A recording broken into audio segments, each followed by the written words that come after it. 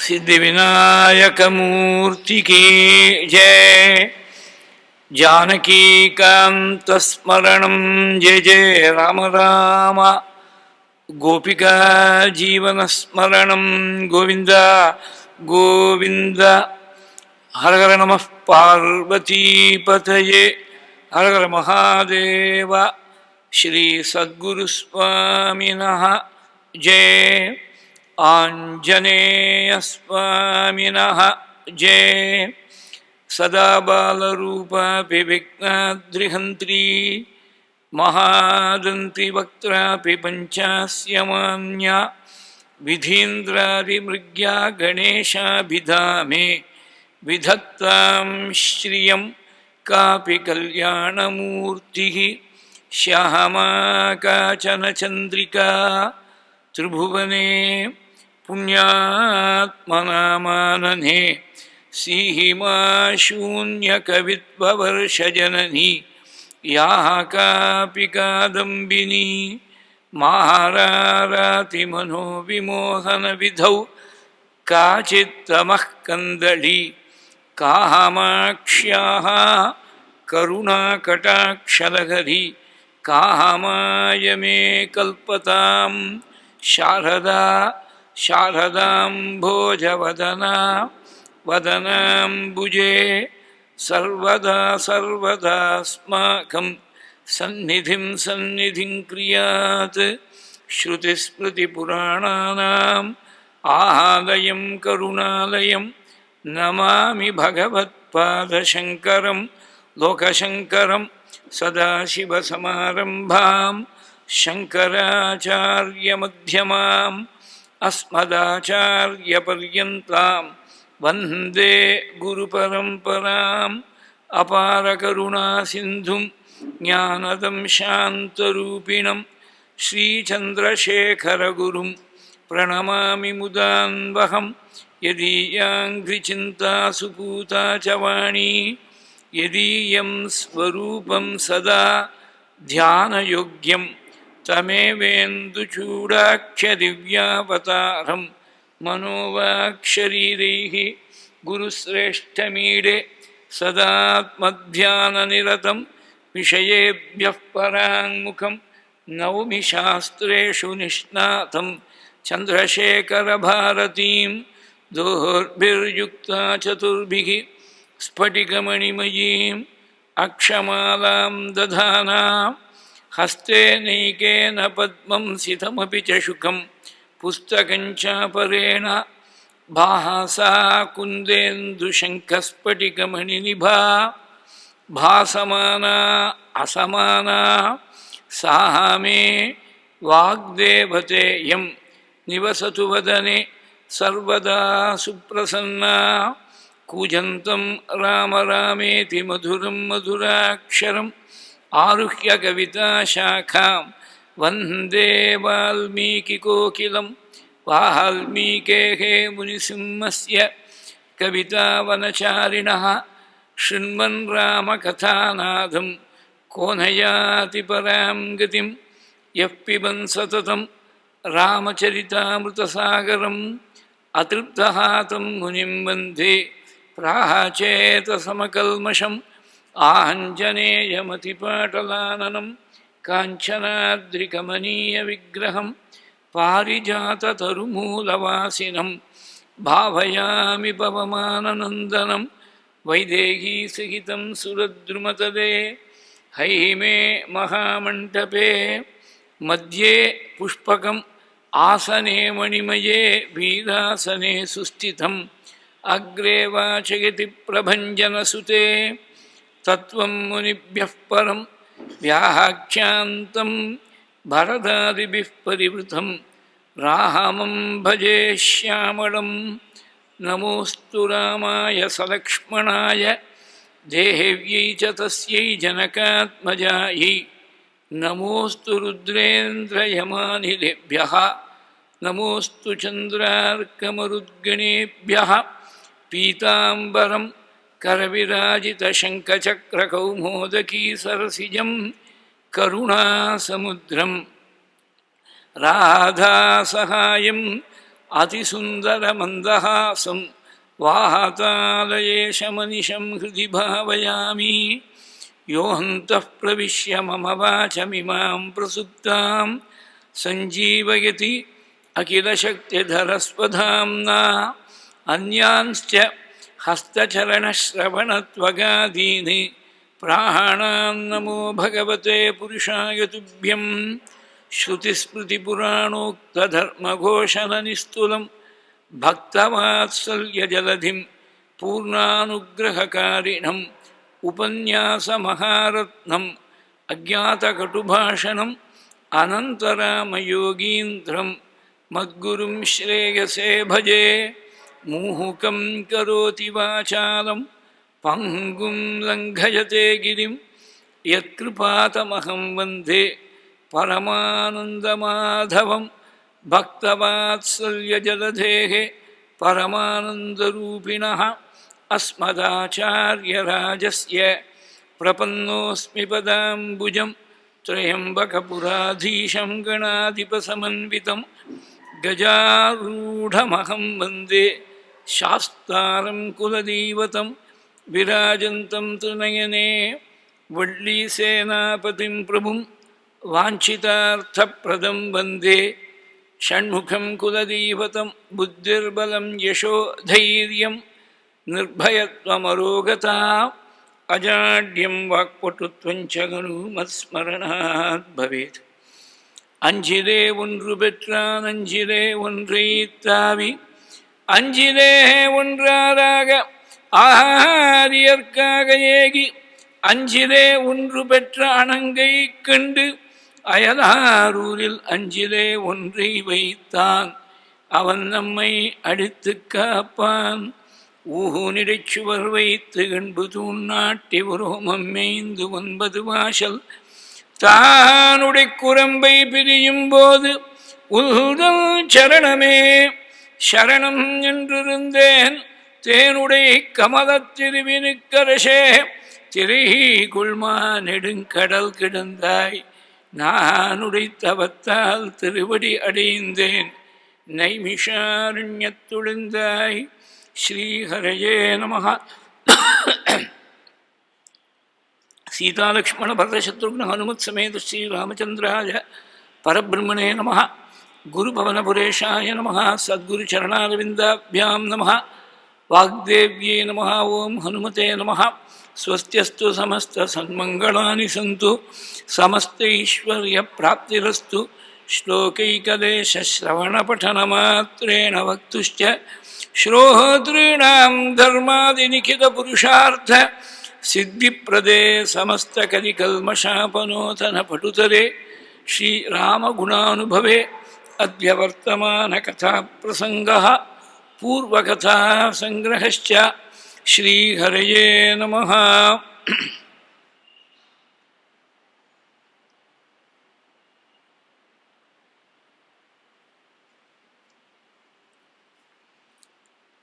May the grace of God and the benedictions of the Gurus inspire us as we continue on our journey to understand and immerse ourselves in the rasa of Sri Rama Guna Anubhavam.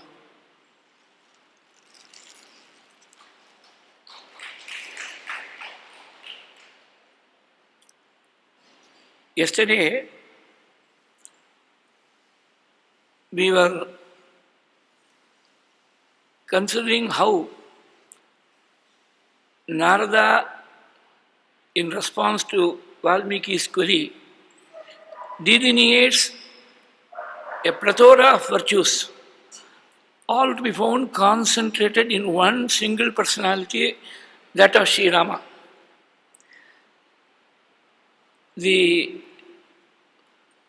reader or the listener is wonderstruck by the fact that so many qualities could have found a single abode in the persona of Sri Rama. How is it possible? It is only because he was the incarnation of the Lord himself.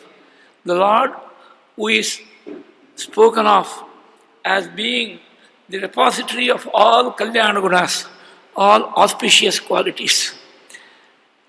A poet in Sanskrit presents this in a very beautiful way. All the poets, they have spoken of the virtues of Rama. Why is it that poet after poet, writer after writer, author after author, why should they keep on speaking only of the virtues of Rama and not some other subject? It is not the fault of the authors or the poets. It is the fault of the qualities of Rama himself. It is a paradoxical statement. How can a guna become a fault? How can a virtue become a fault? Because all these virtues have concentrated themselves in the person of Sri Rama. So the poets have no other alternative but to speak about Rama and his virtues and not seek any other subject for expatiating their poetic talents. Swasuktinam patram Raghukulatilakam Kalayatam Kabinam Kodoshaha Satugunagananam Avagunaha. Avaguna is the just opposite of guna. Satugunanam Avagunaha. To put it in a different way, in the words of Tyagaraja, he says, Rama distributed all his wealth, all the assets that he owned, including the jewelry of Sita. All these were distributed to worthy recipients before leaving for the exile in the forest. Oh, there was one ornament which the Lord could not segregate from himself. He could not gift it away, even if he wanted to. He could not do it, because even more than the Kavacha and Kundala of Karna, which he was able to donate to Indra, who came in the guise of a Brahmin, Rama was unable to give away this particular jewel, this particular ornament. And that ornament was his guna, his sadguna. Because he was adorned by his sadgunas, that is why all these saints and sages and godly people, they consider Rama to be their very life breath. That is the purpose of the main pallavi of that particular song, which is taught normally in the initial stages of the Sangeeta Siksha to students. Sujana Jivana Rama Suguna Bhushana Rama Sujana Jivana Suguna Bhushana. It is not merely Guna Bhushana, it is Suguna Bhushana. So perhaps the topic of our discourse should have been framed in a little different way as Sri Rama Guna Anubhavam. Rather than Rama Guna Anubhavam, it should have been Rama Guna Anubhavam. This particular phrase of Tyagaraja did not come to my mind when I suggested the topic. It came spontaneously, but it goes without saying that gunas are always sugunas only.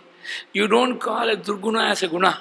When you talk of, vasana in Tamil, you always refer to a good order. Though the ancient Tamil word natram covers both good orders as well as bad orders, it is normally used in a positive sense only. Natra Turai Mudi Naranan Nammal, as Andal would put it. The fragrance of the Tulsi garland from the neck of the Lord was wafting in all four corners. Natra Turai Mudi Naranan Nammal Potra Paredurum Punniyanal. So, guna itself has got a positive connotation. And to add to the positivity, he says, Tyagaraja says, Suguna Bhushana, Sujana Jivana. Because he is Suguna Bhushana, therefore he becomes Sujana Jivana. It is because of his gunas that people are attracted to him, as bees are attracted to flowers which hold nectar within them. This then is the background against which Narada was expatiating on the gunas of the Lord to Valmiki. Yesterday we saw a few qualities. Niyatatma, that was the last word with which we stopped. Niyatatma means one who has controlled his mind. He is in absolute control. In fact, that is one of the greatest qualities of a yogi. Today, yoga has become a very fashionable word. It is good in a way because we are trying to go back to our roots. Normally, by the word yoga, we instantly recall to our memory some postures and exercises done to probably discipline the body and bring it within a particular framework. That's also yoga. But that is only the initial process of yoga. Yoga, in its highest sense, it means total control of the mind. That is how the ancient sage Patanjali defines it in one of his aphorisms in the Yoga Sutra. Yogastu chitta vritti nirodhaha. Chitta vritti is the flow of thoughts in the mind. Yesterday itself I told about what constitutes chitta. That chitta is constantly evolving by a flow of thought. When the flow of thought has been arrested, when there is a cessation of thought, that is yoga. When thought stands still, that is yoga. Yogastu chitta vritti nirodhaha. So, Rama was a yogi in the greatest sense of the term, because the mind of such a yogi is absolutely under his own control. Unlike for the vast majority of us, we are controlled by the mind. The yogi controls his mind. In one of his Anugrah Bhashanams in 1932, when he first graced this city and sanctified it, His Holiness the Mahaswami of Kanchi says, for one who has controlled his mind, there is a rose here. The color of this rose is rose.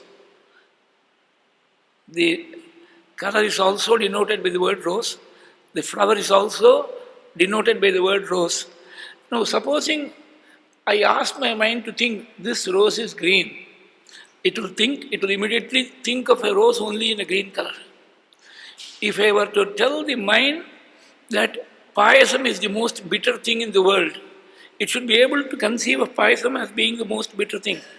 And if I were to ask this mind to think of bitter gourd, what we call pavaka, bitter gourd as being the sweetest thing in the world, it should be able to immediately think along those lines. If a yogi can reach this state where the mind controls your perception of things, your audition of things in the world, it is the greatest siddhi, greater than even the sakshatkara of the saguna form. If Rama or Krishna or Ambal or Shiva were to manifest themselves before you, it is a great siddhi. But greater than this is the siddhi where the mind simply responds to whatever you say and acts accordingly. You are the total master of the mind. And that is indicated by the word niyatatma. Niyatatma mahaviryo jyutiman dhrutiman vashi mahaviraha. You cannot find a greater warrior than Rama. We will dwell at some length upon this word, because for a Kshatriya, Virya is very important. Valor and Parakrama are extremely important for a Kshatriya. That is his core competence area. For a scholar, is scholarship. For a merchant, the ability to run a business on a profitable basis and keep on increasing the profit, that is the core competence. For a soldier, the ability to keep enemies at bay becomes the core competence. And for a Kshatriya, who is basically a soldier, who is charged with protecting the country, not only from external onslaught, but also from internal disturbance, for such a Kshatriya, valor or Parakrama has to be second nature. It has to be displayed in full force where it is required. In fact, the definition of Kshatriya is given thus by Kalidasa in his Raghuvamsha. Kshatad kirat tragata ityudagraha kshatrasya shabdo bhuvaneshu rudaha. One who protects his subjects from distress, he alone deserves the epithet of Kshatriya. And Rama was a Kshatriya in the truest sense of the term. It was his Swadharma, and therefore his attachment to his Swadharma was much more greater than his attachment to any other thing. His Swadharma Nishtha was of the highest order. So he is called as Mahavira. Swami Deshikan composed a wonderful Gadyam. Gadyam is prose, consisting of 95 statements which we popularly call the Raghuvira Gadyam. There is another name for the Raghuvira Gadyam. It goes by the name of Mahavira Vaibhavam.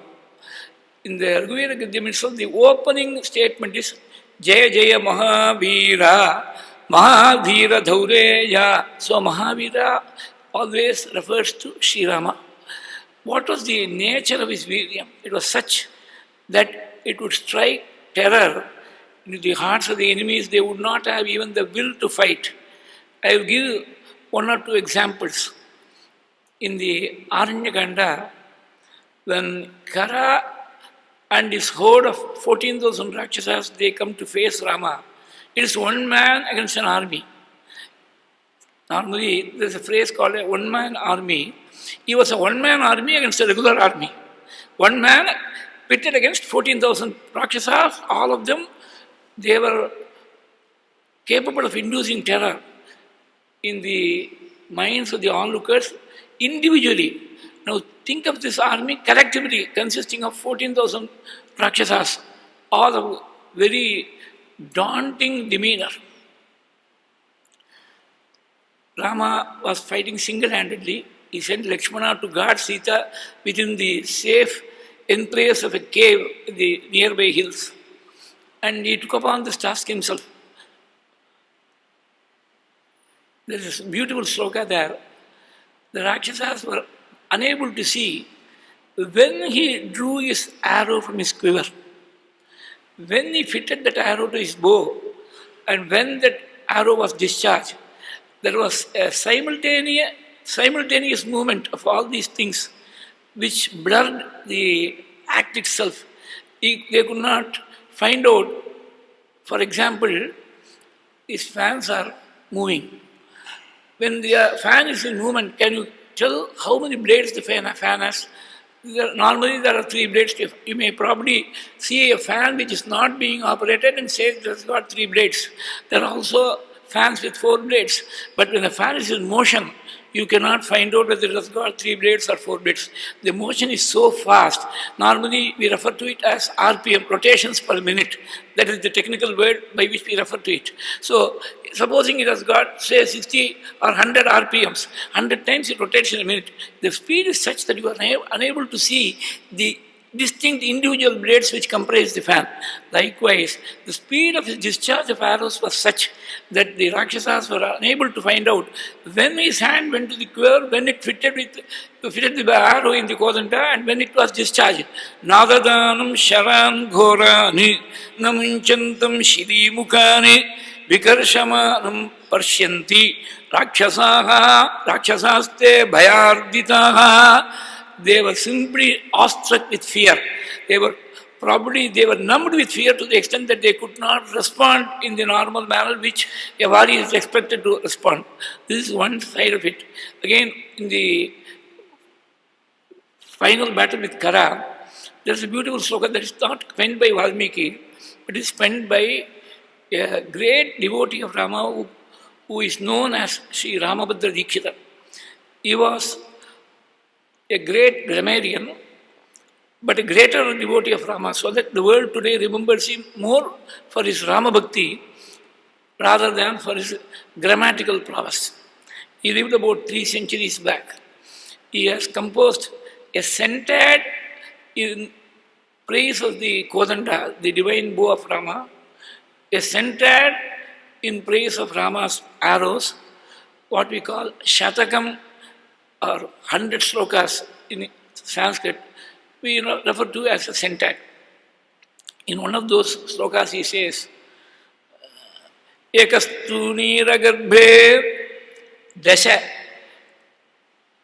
dharani sutanata harshe nata harsha nata hasta bimarshe chaparope sahasram prayuta mudupate Nirbudam karbureshu drishtojo vega krishtopakrita. Devas, the Gandharvas, the demigods, they were all watching this battle from the heavens above.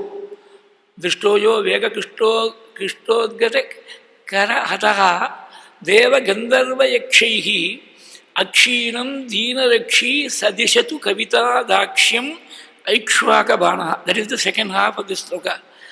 First half, what does it say? The arrow, it was a single arrow, while it was in the quiver of the Lord. Ekastu Nira Garbhe Dasha Dharani Sutanata Hasta Bimarshe. Dharani is Bhumi. And as we all know, Sita was the daughter of the earth. She was the daughter of the Bhumi. So Dharani Suta means Sita. Sita Pati Rama, Dharani Suta Nata Hasta Bimarshe. When it came to his hands, the single arrow which was there to be found in his quiver, when it came into the hands of Sri Rama, it grew to be 10. Actually, scientifically speaking, this is not possible. 1 does not become 10, 10 does not become 100, 100 does not become 1000. But he talks of an exponential growth. We have to understand it in this manner. The speed with which the arrows were discharged were such that a single arrow appeared to be 10 in his hands. And when it was discharged from the bow, from the kodanda, Ekastuni Garbe Dasha Dharani Sutanata Hasta Bimarshe Chapa Rope Sahasram. When it was fitted to the kodanda, it grew exponentially to be 1000, 1000. Chapa Rope Sahasram. Prayuta Mudupate, when it was traversing the aerial path, it became 1 lakh in number. Ayuta means 10,000, Prayuta means 1 lakh. Prayuta Mudupate, Nirbudam Karbureshu. Nirbudam is 10 crores. When it fell on the enemy hordes, it fell as 10 crore arrows. Oh, is it possible? The Devas were wonderstruck to see this beautiful display of prowess in archery on the part of the Lord. How is it possible? I will give you a modern example to make this understandable. Today, in military warfare, there is a bomb called a cluster bomb. That bomb, when it is dropped, it is a single bomb when it is dropped on the enemy target. But when it explodes, there are a number of clusters. They cause maximum damage. This is not a 20th century invention of some military genius or engineering genius or armament genius. It has been found out earlier, millennia back, yugas back, because that was the prowess of Rama's bow and Rama's arrow. Drishtoyo vega kushtopakata kara rataha deva gandharva yakshaihi akshinam dinarakshi. This was not an arrow to merely destroy. This was an arrow to protect those who are worthy of protection. Dinarakshi sadishatu kavita laksham ikshvagabanaha. That was the kind of prowess. Again, one more example of his virya. There is something called a Pyrrhic victory. Pyrrhic victory means on paper you are victorious. But actually the losses, the cost of that victory is so great that the victor wishes that he had not won the war. That is the meaning of the phrase Pyrrhic victory. Rama's was not a Pyrrhic victory because he is extolled by Swami Deshikan in his Rigveda Gadyam as Asahaya Shura Anapaya Sahasa. 2 words. Asahaya Shura means he was alone. He did not require the help of anybody else to assist him in meeting this horde of 14,000 Rakshasas or Kara, Dusha or Trishas or anybody else for that matter. And the promise was such that there was no damage to his person while the entire casualty was borne by the enemy. Asahaya Shura Anapaya Sakasa. Apaya means danger. That is one of the meanings. Apaya also means separation. There are 2 distinct meanings to this particular word. Sahasa is his prowess. The prowess was such that there was no danger to his person. That is one way of understanding it. This prowess was never separated from him. It was not as if that he had his bright moments, he also had his dull moments. He was always at the peak of his perfection. There was no question of being under the weather at any point of time in the Yuddha or any time in his life at all. You always have good days, you have got bad days for everybody. But Rama was not like that. He was always at his peak. There was never a moment where he was below his peak in performance. So, as Anapaya Sagasa, Asagaya Shura, Anapaya Sagasa, unassisted in his glory, the entire glory goes to him in singular fashion. That is what it means, Asagaya Shura, Anapaya Sagasa. Again, we will come to the main battle with Ravana, where the valor of Rama was in full display.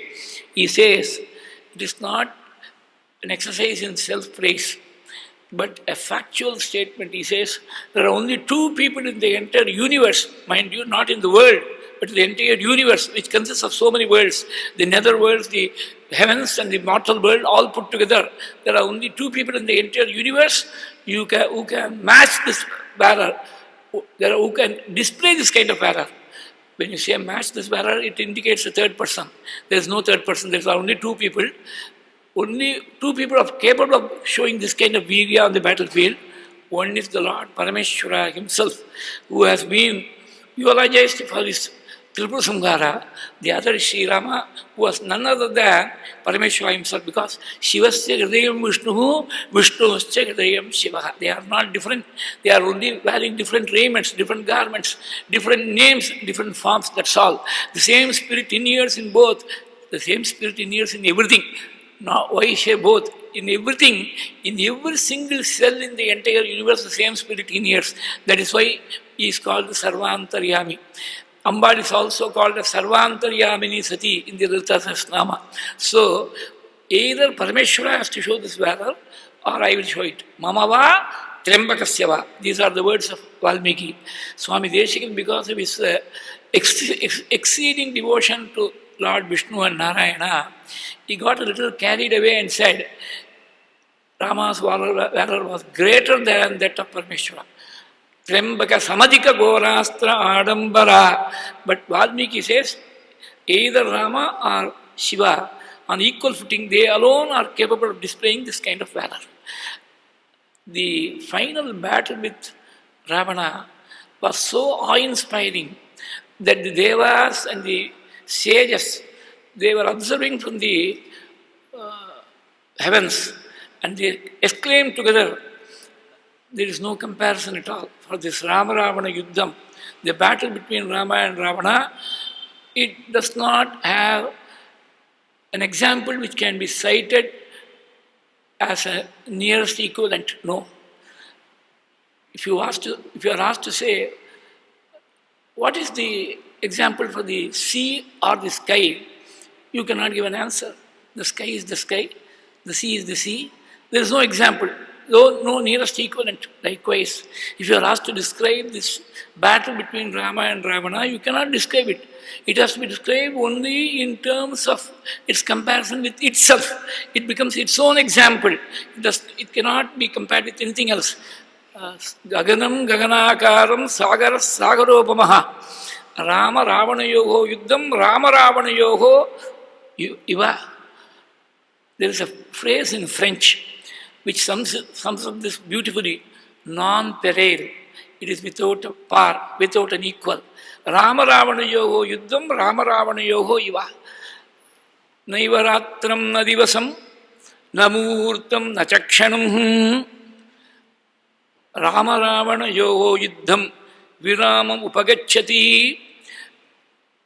Neither night nor day could stop this battle of Rama and Ravana. Literally a 24/7 engagement. Naiva Muhurtam, not even for a Muhurta there was a pause. Why talk of a Muhurta? Not even for a single moment. Naiva Muhurtam Nachakshanam. Not even for a single moment this battle stopped. Such was the ferocity of the battle, and in spite of all these ferocious battles, he was most charming. Ranjaniyasya Vikramihi, that is how Valmiki describes. He was most charming even when he was on the battlefield, when he was Yuddharama. Yuddharama is not a phrase usually used, but it has been coined for the specific moment. He was Rama to be seen in battle, but he was still charming, he was still endearing. Ranjaniyasya Vikramihi. That was the quality of his valor, which never deserted him. Niyatatma Mahaviryaha Jyutiman Dhrutiman Vashi. Jyutiman. Jyuti is radiance, effulgence. It is not merely a cosmetic thing. I have this on the authority of the great Acharya Adi Shankara himself. In his commentary on the Bhagavad Gita, where he comments upon the word Tejaha, he says, Tejaha pragalbhyam natu tvaggata. It is not merely skin deep, something which can be cosmetically arranged and make a person seem to be very good looking. That is not Tejas. Tejas is competence, he says. So, Jyuti is not merely the external luster which can be cosmetically arranged. That is not it. It is the luster that flows from your inner achievements.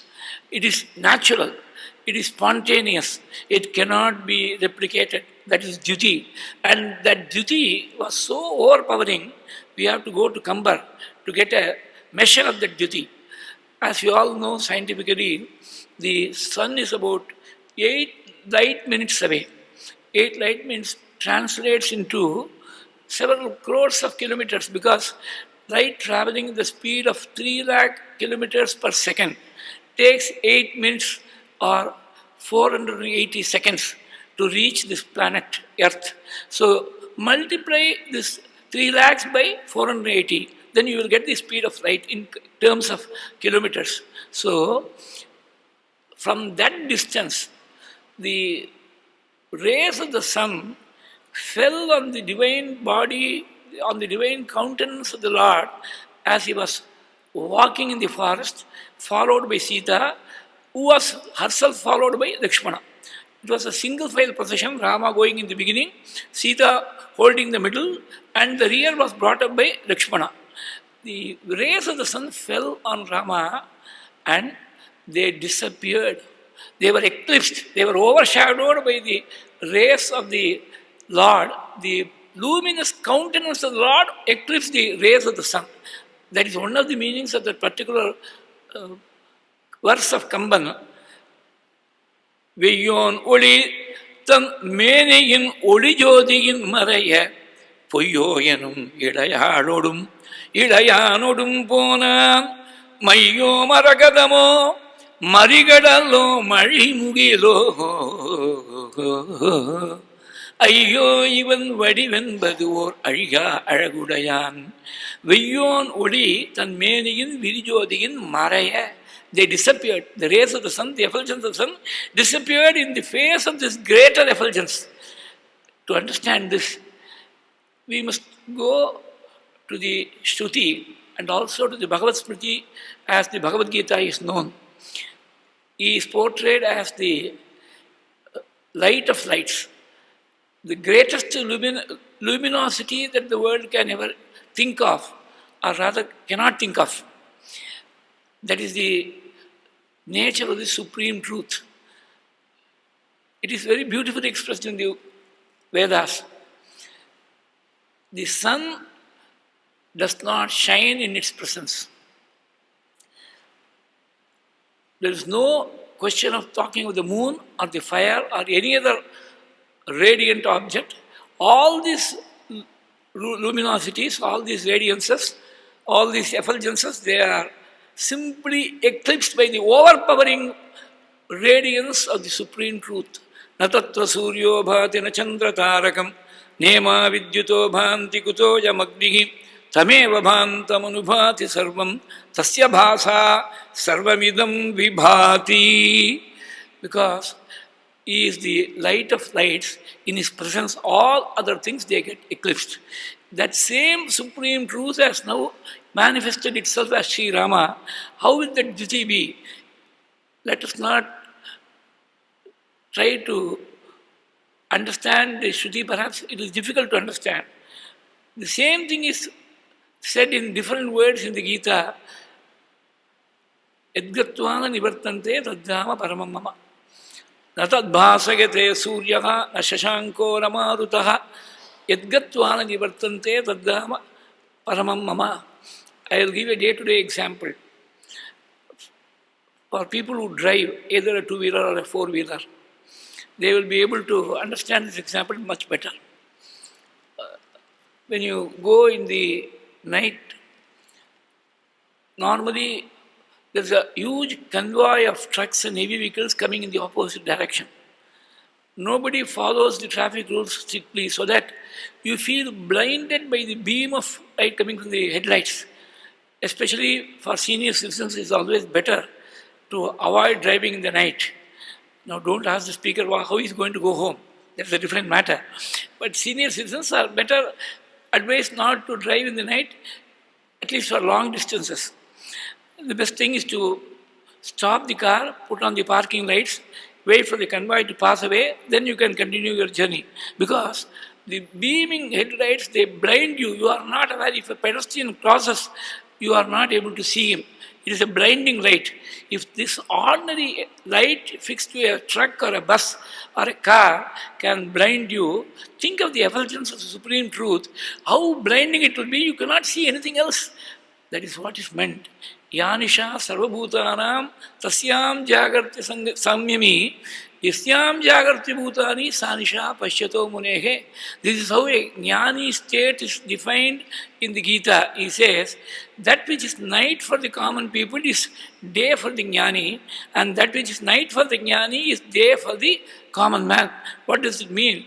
He is immersed in the divine effulgence to such an extent that the entire world ceases to be in his vision.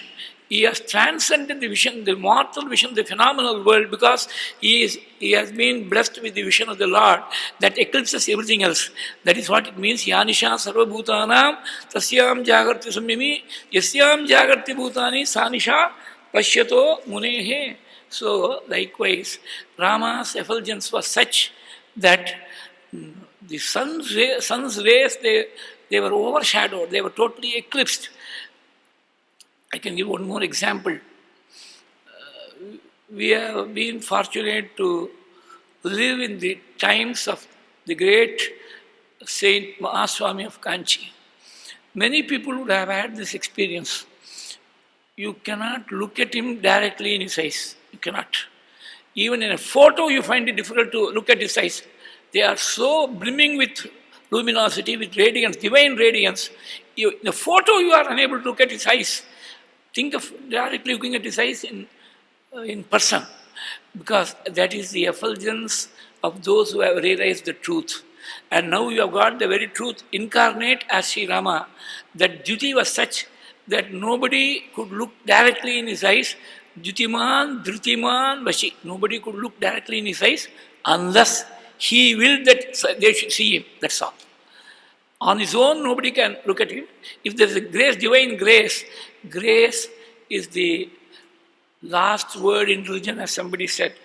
In the lexicon of spirituality, there is no greater word than grace. And that is grace which makes possible for jivas to transcend the mortal bondage. So, unless his grace is there, you cannot look at his face. Dhrutiman, Dhrutiman, Vashi. Dhruti is determination in performing dharmakari ordained tasks. That should be underlined. There are 2-3 words in English. There is a lot of difference in the connotation. There is a word called determination which has got a positive connotation. There are also words like stubbornness, obstinacy, pertinacity. All these words, they carry a negative connotation. You cannot say that I am determined to have my filter coffee at 5 o'clock in the morning. That is not determination. That only shows your enslavement by the senses.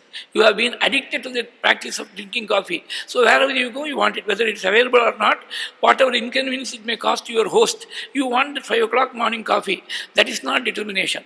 Determination is to carry out a task which has been ordained by the scriptures, and you have got to necessarily perform in the face of whatever vicissitudes that life may visit on you, in the face of whatever obstacles that may come in the way, you are still determined to complete the task. That is determination. Arabdam uttama gunaha na parityajanti, as Bhartrihari would say. What is the difference between the excellent people who are categorized as uttamas, the mediocre madhyamas, or the below par people who are classified as adhamas? If there is a task to be performed, a project to be taken up, The Adamas will not take it up at all. They will simply give you a lot of host of excuses why this cannot be done.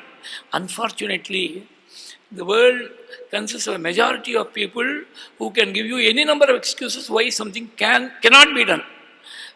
The best thing is to ignore such words. We need not go on or cross swords with such people. We not enter into arguments with those people, but mentally we must be able to filter. Only one who has got the confidence that he will achieve something, he will be blessed with success in life, whatever be the field of human endeavor. The word impossible should be there only in the dictionary, and that too to show that is a word to be avoided. From our mental lexicon, you must remove the word impossible. As somebody said, when you write impossible on a board, then that itself, it can be read as I am possible. I am possible may not be grammatically correct, but the word indicates that possibility is there. Even in the word impossible, the word possible is there. So this is a very important life truth that we must learn. We must also inculcate in our children and succeeding generations. These are not truths which are imparted in any school or college or university. They will teach you core subjects like physics or chemistry or mathematics or computer science. But these core competence areas alone, they will not ensure your success. You can see any number of people with similar qualifications. One man succeeds tremendously. He becomes a millionaire, or he becomes a great authority in his particular chosen subject. He becomes the star in his society. There is another person with same qualifications who is not able to even eke out a living, a bare minimum for himself.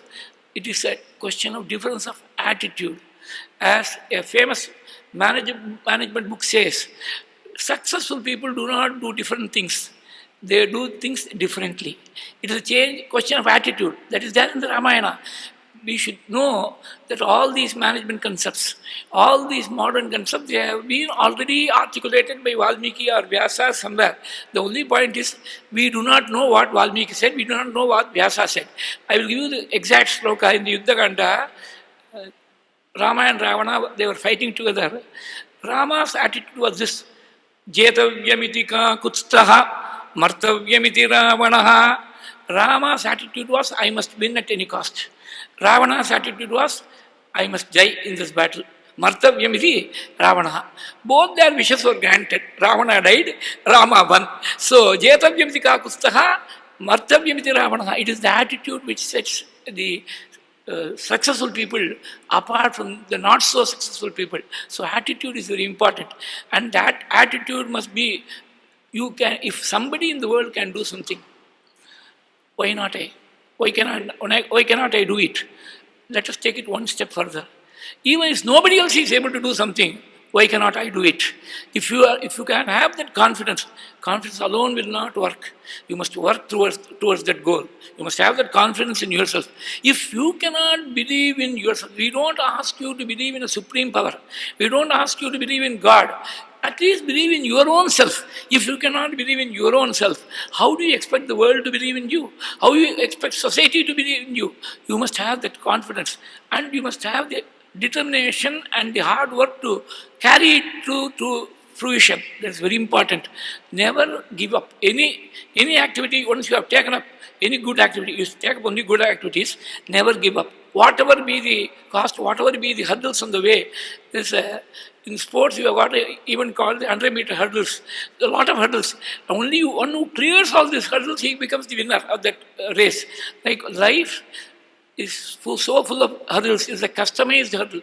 No two lives are similar. No two people undergo similar experiences in life. Each individual within the same family, they may be born of the same womb, but the hurdles that they face, the pitfalls in life that they face, they are different.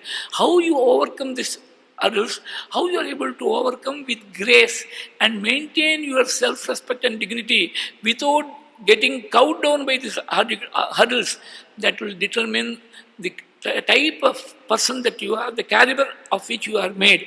That is the test of character. These are the things that we have got to inculcate in the succeeding generations so that they will not be faced by life, they will be able to face life, they will not be faced by life. That is the important quality of dhriti, determination.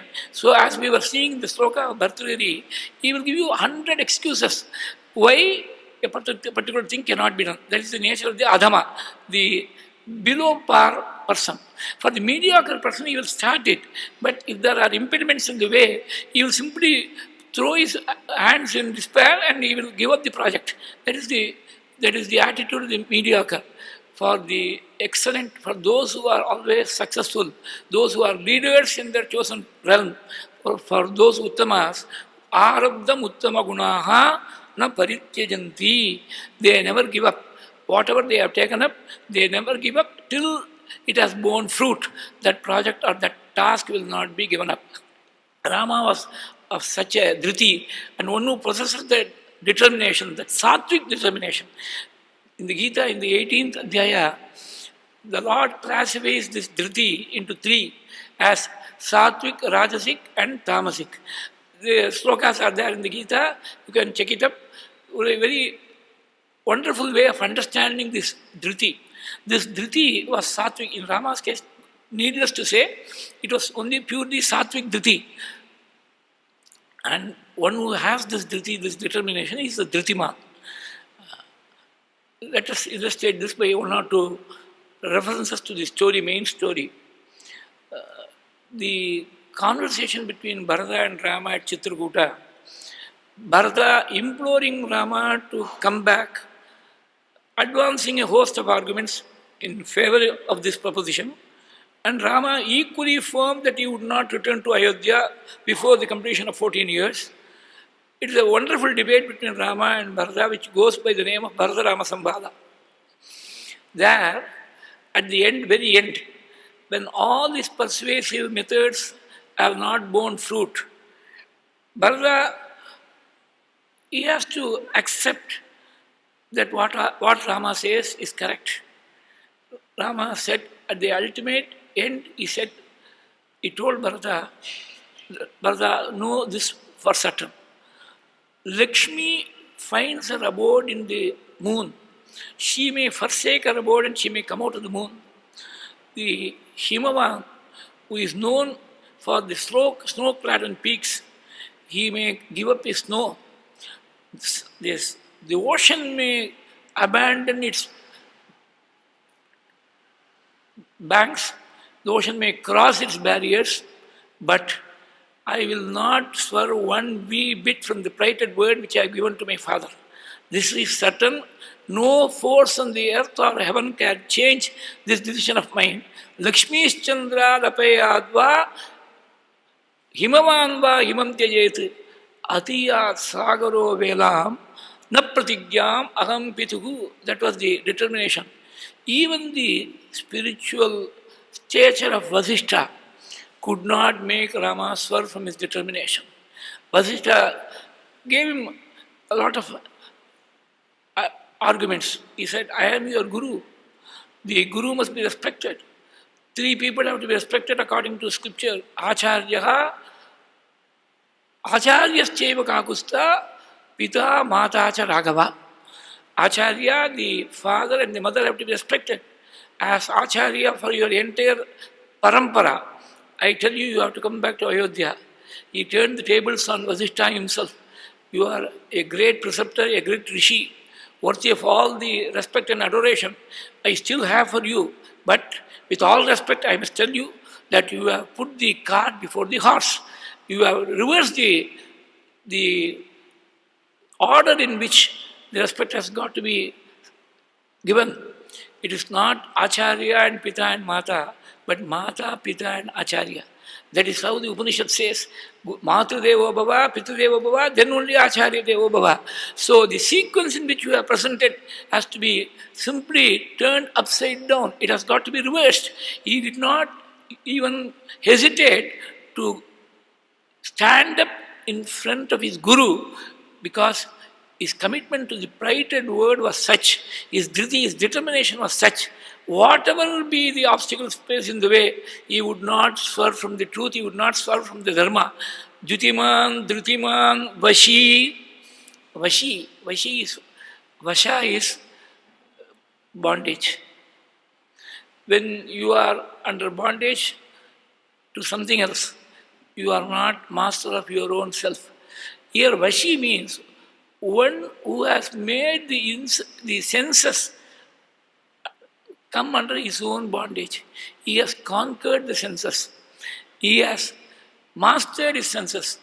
This mastery of senses was such that even Tara, who was the most directly affected party when Vali was felled, what should have been her initial reaction on seeing Rama?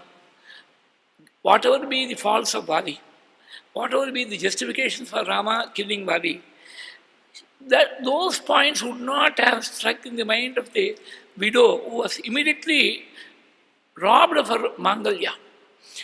At that juncture, crucial juncture, to borrow the words of the English poet, those who came to scoff remained to pray. She came to mourn her husband who had fallen in battle. She stayed to pray and eulogize the Lord. Tvamaprameyascha durasadascha jitendriyascha uttamadharmikascha akshaya kirtischa vichakshanascha kshitikshamaavani kshatajopamakshaha. We will not deal with the entire sloka here. Here the concentration is only, focus is only on one particular word. Tvamaprameyascha durasadascha jitendriyascha. You are the master of your own senses. That is why the Lord is known by the name of Rishikesha. Rishikanam Ishaha Rishikesha. One who is the master of his senses, absolute master. Not for a single moment, he will be mastered by the senses. To give one more example for this. Again, from the other side of the fence, Bharata, on being brought back from Kekaya Desha, Kekaya was his maternal grandfather's place. When Dasharatha passed away, Vasishtha issued instructions to the people to go and bring back Bharata and Shatrughna over there, without revealing to them that Dasharatha had already passed away. Bharata comes back, sees a lot of bad omens. When he confronts Kaikeyi and wants to know what has happened to his father, she gradually, in bits and pieces, she releases the news. She says, Dasharatha has gone to the land of the forefathers, the land of the ancestors. Why? Because I asked a boon. Bharata is immediately struck with remorse. I have been unfortunate enough not to be by the side of my father in his last moments. Danyaha Ramadeh Sarve Yesh Pita Samskrita Swayam. Rama and Lakshmana, they were blessed indeed to be there by the side of their father in his last moments. It is not so, Bharata. Do you know how your father died?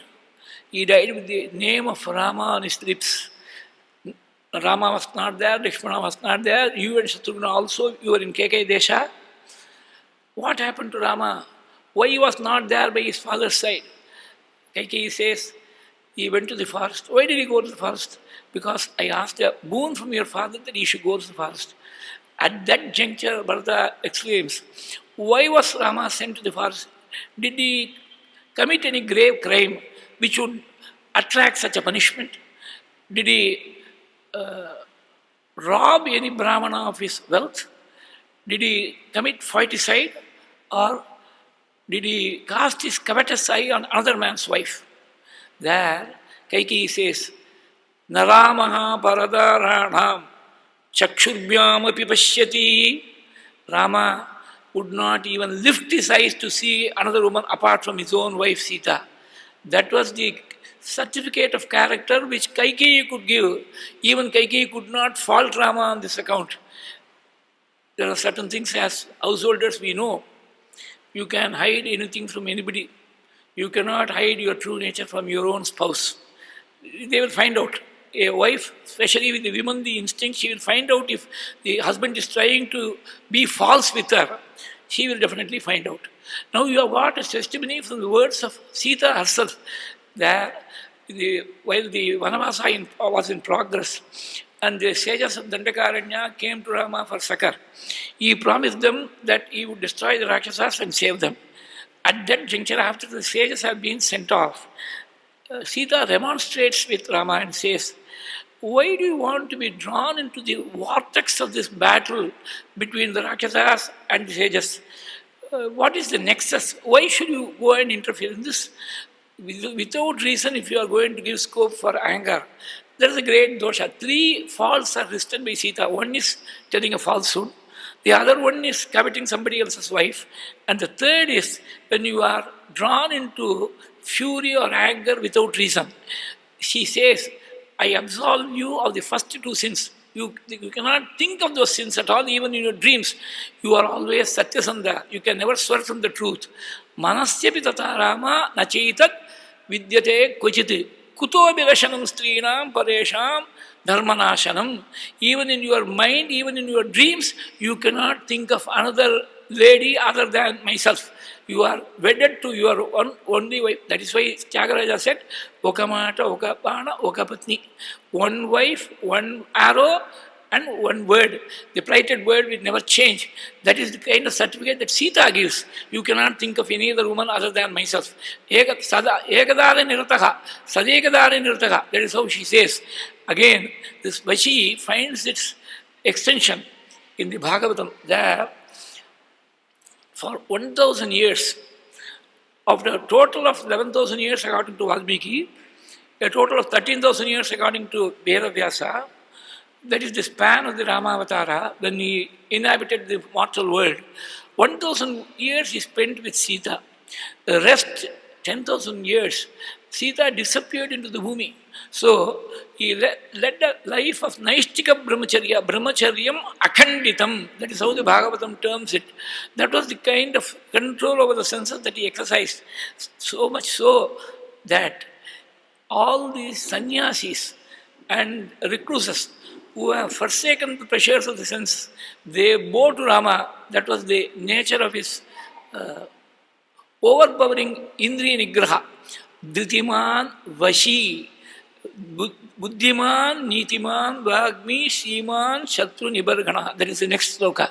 Buddhiman. He was blessed with great intellect, great intellectual prowess. That is how we would say in the term, with reference to any normal mortal. In the case of Sri Rama, we should not say that he was blessed.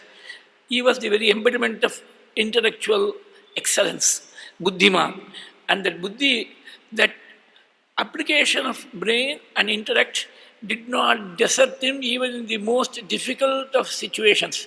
That is why in the Bhagavata, Sri Shukacharya, he prostrates to Rama thrice within the space of 2 adhyayas. There he says, there is a beautiful sloka which says, Ramaya akuntamedase namo brahmanya devaya Ramaya akuntamedase uttama shloka dhuryaya nyastadandarpitangraye akuntamedase. Medas is buddhi shakti, it is intellectual prowess, and that prowess was never curtailed. It was never functioning at below par efficiency. It was always at 100% efficiency that intellect was performing. I will give you one example. Now, nobody else could have thought of this thing at that particular juncture. The battle with Ravana, the war is over. Ravana has been dispatched to the other world, and Devas have congregated. Indra and Parameshwara, they have gathered. Indra shows Dasharatha, who has come from the Pitaloka to see his son, who is effulgent as Jayarama or Vijayaraghava.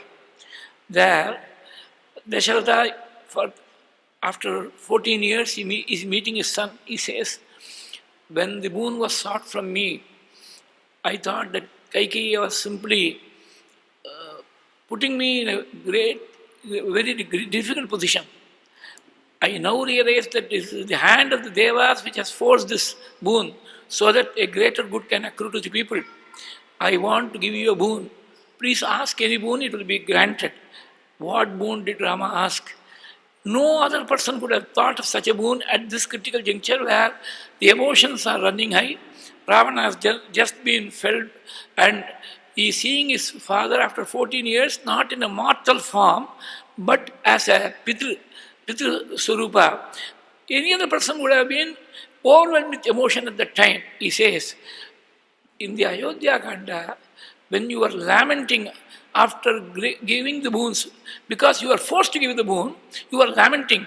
And one of the laments was this: I don't consider you as my wife. I forsake you. That hand which I took in my hand as part of the Panigrahana ceremony, I forsake that hand. You are no longer my wife.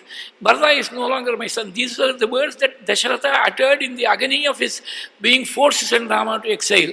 Yaste mantrakrata panihi agnu pape maya dhrataha tam tyajami swayancheva tava putram sahatvaya. Those words, you must take back. You must accept Kaikeyi as your wife, and you must accept Bharata as your son. Saputram tvam tyajamiti yadukta Kaikeyi tvaya sashapaha Kaikeyin goraha saputram nasprishet prabho. Can you think of any other mortal thinking of this particular boon to be asked at this particular juncture? That was the height of his intelligence. It never lost track of things, the loose ends that had got to be tied up at the appropriate moment. Buddhiman, Nitiman, Vagmi, Shriman, Shatru, Nibarghanaha. Buddhiman, Nitiman. Another example of his buddhi. How tricky situations have been handled most deftly by him. The Vanavasa has just started. They have to cross the Ganga and go to the other shore. Till such time as they reach this bank of the Ganga, Sumantra was there with his chariot and his horses. He was under instructions from Dasharatha to leave Rama, Lakshmana and Sita in the forest and then return. Sumantra was a great devotee at heart. He said, you please permit me to be with you through all these 14 years of exile. I will render whatever meager service I can do, I will render unto you. You must not forsake me, you must not ask me to go back to Ayodhya. If you are going to be determined to send me back to Ayodhya, right in front of your eyes, I will start a fire and enter the fire along with the horses and the chariot. Sarataha agnim pravekshami chaktamatraha igatvaya. This is what is called a dharma sankata. He is a person who is saying, I am going to immolate myself. How do you deal with such ardent devotion which does not care a wee bit for its own life? But he wants to be with Rama.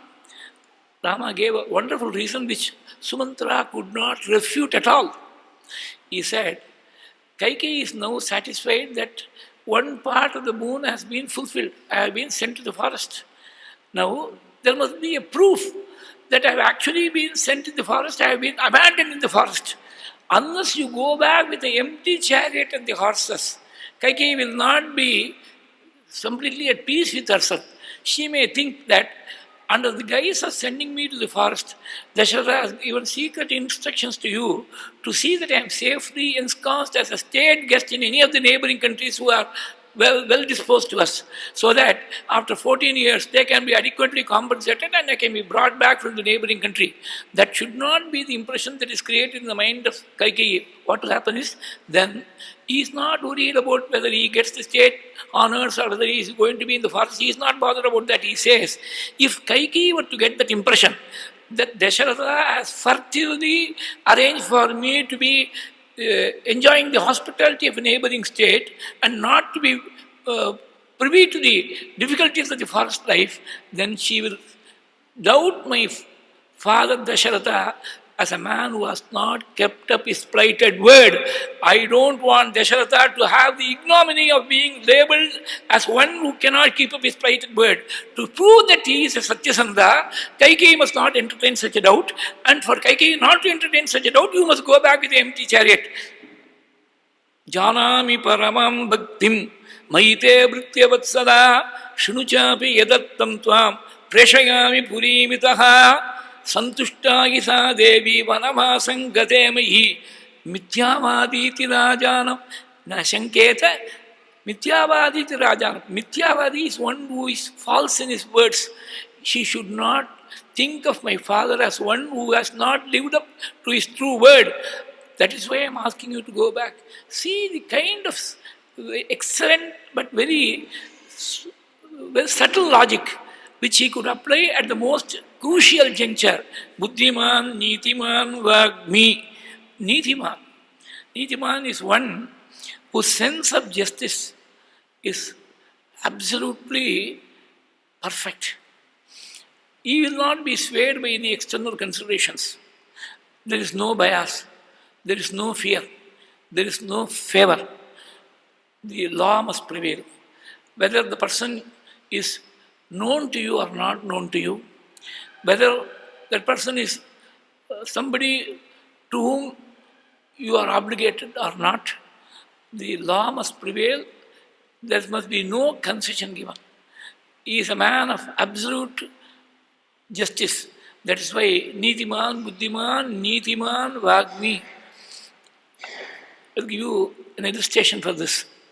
This episode is not known to many because we have been accustomed to hearing the Ramayana, the entire story in the span of 9 days, where the speakers are also forced to rush through the events and conclude the coronation of Rama.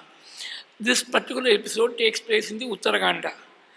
When Rama was ruling the country, one day, Yamadharmaraja came and wanted a private audience with the Lord. And he also insisted that nobody should disturb. So Rama, he gave this job to Lakshmana and said, you stand guard outside my room, palace room. See that nobody enters my presence because I am ensconced with Yamadharmaraja in a private audience. If you allow somebody to come and disturb the privacy, I will take your life. It's not that he wanted to take the life of Lakshmana, but he only wanted to show how serious he was about the privacy not being disturbed. Unfortunately, at that moment, while Rama and Yamadharmaraja were in a serious, animated conversation, unfortunately, at that time, the sage Durvasa came and said, I want to see Rama immediately. Durvasa, as we all know, is famous for his anger. So, Lakshmana was taken aback. He submitted meekly, this is the charge that I have been given. So, I request you till Yama goes back, please wait for some time. We will see that you are suitably honored and all your needs are taken care of. Durvasa was in no mood to listen. He said, I must see Rama and right at this moment I must see him. Whatever be the cost, I am not bothered. If you are not going to allow me inside, I am going to burn the entire Ayodhya by my spiritual prowess. I am going to burn it to ashes. Now consider the Dharma Sankata of Lakshmana. He thought, why Ayodhya, the entire Ayodhya, why should it be burned down to ashes? It is better that one individual I should sacrifice my life. It is better. Because if I go inside and tell Rama that Durvasa wants to meet you, he is going to charge me. I told you I am not to be disturbed. Why you come and disturb me? So I am going to take your life. It doesn't matter if I lose my life, but Ayodhya should be safe. So he took this decision and went there. Rama was not keen to follow up on his earlier statement saying that I am going to take your life if you are going to disturb my privacy. He was not keen. But Lakshmana on his own he decided, Rama having given a word that whoever disturbs my privacy, I will take their life. His word should not go waste. And moreover, I was born after Rama. I was born 2 days after Rama. I will leave this world before Rama leaves it. So I don't want to see a world without Rama. Lakshmana decided to go back to heaven as Adisesha. That is the story in the Uttarakhanda. There, Rama did not stop Lakshmana from going back to heaven because his niti, his sense of niti, having given a word, that word must be protected at any cost. Buddhiman, Nitiman, Vagmi, Shriman, Shatru Nibarghanaha. Vagmi is a master of words. His eloquence is unquestionable. When you start speaking, the world will forget what it is doing and listen, mesmerized by his words. That is what Vagmi means. In Tamil, we have got a very good phrase for that, Shollin Shelvan. Shollin Shelvan was the appellation given to Anjaneya by Kamban. Shullin Shalvan also has another beautiful meaning. Shullin Shalvan means merely a master of words. There is another greater meaning which a devotee shared with me several years back. I was about to go on the stage for the Upanyasam. Just before ascending the stage, he had a word with me and shared this meaning, which subsequently I have been sharing with devotees all over whenever we talk of Anjaneya. Yeah, if somebody were to speak of Rama, Shullin, anybody who speaks of Rama, Anjaneya would go there, Shelvan.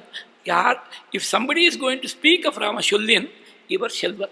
That is how Shullin Shalvan is a wonderful way of understanding that particular phrase of Kamban. That is why we have offered the seat of respect for the doyen of devotees, Anjaneya. Wherever the glories of Rama are sung, wherever Ramayana is being narrated with folded hands, with tear-filled eyes, with devotion, with horripilation over the entire body, and with a head which is sunk in devotion. He comes and listens. The only thing is, he is not visible in his physical form to our eyes because our devotion still has not measured up to that particular level to see him in his subtle form. But he is there. That is why wherever Ramayana is being spoken about, there must be a seat offered to the greatest of devotees, Anjaneya. He is a Chiranjeevi. When Rama decided to quit the mortal world, he took the entire residents of Ayodhya, not only human residents, but also the flora and fauna and all the animals and birds and all the reptiles, all from the tiniest worm. Everybody was taken to Vaikunta by getting them to enter into the waters of the Sarayu. At that time he asked Anjaneya, will you come to Vaikunta? Anjaneya asked him, can I hear Ramayana there in Vaikunta? You can see me, but hearing Ramayana, I cannot guarantee that. Then Anjaneya told him, excuse me, my lord, I cannot stay for a moment without hearing Ramayana. So even Vaikunta is trivia in front of this pleasure of the joy of hearing Ramayana. Vaikunta pales into triviality. So please excuse me, I will stay back. But only one boon you have to give me. So long as your story is being narrated in the world, so long as Ramayana reverberates in the air, I must be alive to hear that Ramayana. I don't have any other purpose in life except to hear Ramayana. I have no other purpose in life. That is why, because of the Lord's boon, even though two yugas have passed away, he was there in Treta Yuga as the greatest ambassador of the Lord. He continued in the Dwapara Yuga, in the Kali Yuga, and in the Yugas to come he will remain as a Chiranjeevi, Yatra Yatra Raghunatha Kirtanam, Tatra Tatra Kritamastakanjalim, Bashpavari Paripurnalochanam, Marutim Namata Rakshasantakam. This is the greatest tribute which can be given to this doyen of devotees, Anjaneya. So, Vagmi, Shullin Shalvan, though the appellation pertains to Anjaneya in the Kamba Ramayana, it can be equally said of Rama. He was also a Shullin Shalvan. He was a master of eloquence, a master of words. Vagmi, Buddhiman, Nitiman, Vagmi, Shriman, Chatruni Barghanaha. If you want to see the prowess of his words, you must go to two places in the Ramayana. One is the Bharatarama Samvada, where argument for argument, every reasoning for the other reasoning, he is able to rebut each and every argument of Bharata in a very calm and collected and placid way. That is very important. Argument is different. Argument should not become a personal contest between two personalities. The argument is only on points. Argument is only on principles. Argument is not against the other person at all. So he cajoles Bharata. Matkrite Bharata Pramukti. See the endearing way in which he talks to Bharata. Dasharatha gave two boons Bharata. One boon was that you should rule the country. The other boon was that I should go into exile in the forest for 14 long years. For my part, I have kept up my promise, I have come to the forest. For the second boon to be fructified, you must ascend the throne, you must be the king of this country. Only then the Atma of our father, dead father, will find its peace. So, Matkrite, Bharata Prabhum, for my sake, because of the love that you have got for me, on the basis of that love, I ask you, I request you, I beseech you, please accept the kingdom. Matkrite, Rinat Mochaya Rajanam. He has become indebted because of the 2 boons that he has given to Kaikeyi. Dasharatha has become indebted. It is our duty as dutiful sons to remove him from the bondage of the debt, to see that he is a free man, that he is removed from the debt. I have, for my part, I have come to the forest. From your part, if you accept the kingdom, only then he will be freed from the rina, from the debt. Rinat Mochaya Rajanam Matkrite Bharata Prabhu. There is an endearing quality to the way he addresses Bharata, but at the same time he is very steadfast. He will not swerve 1 millimeter from the plighted word that he has given to his father. So that is how the power of words works. He was able to ultimately convince Bharata to go back, taking the Padukas with him. The other episode where you must see Rama as the master of eloquence is where he rebuts the charges of Vali. It's a beautiful sarga in the Kishkinda Kanda. Vali is all fire and brimstone, as the phrase goes in English. Because he has been hurt in the chest, because his vitals have been attacked by this arrow of the Lord, he goes on in a litany of allegations. All these allegations are met point by point, but in a very calm way. In direct contrast to the excited outpouring of Vali, Rama's answer is a very calm and collected summing up of all that Vali has done, all the wrongs that he has perpetrated, and why there is no mistake, there is no fault attached to his being fell down by the arrow of the Lord. It is a beautiful sarga. There you will find how Rama's eloquence in a very critical juncture, where anybody else would have perhaps been provoked to anger, he retains his calm. He is able to explain point by point all the necessary things that which are ultimately the eloquence was so effective that Vali accepted.